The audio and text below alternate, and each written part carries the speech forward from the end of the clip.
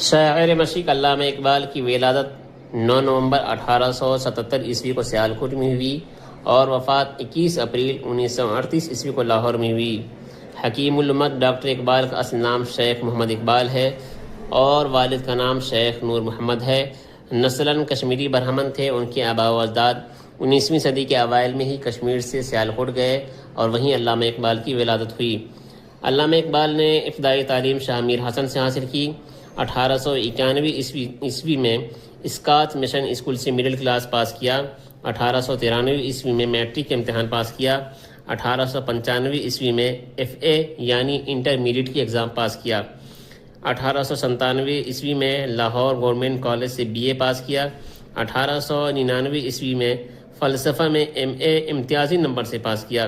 1905 عیسوی میں اعلیٰ تعلیم کے لیے یورپ کا سفر کیا اور 1907 عیسوی میں ایرانی الہیات کے موضوع پر کیمبرج یونیورسٹی سے PhD کی ڈگری حاصل کی۔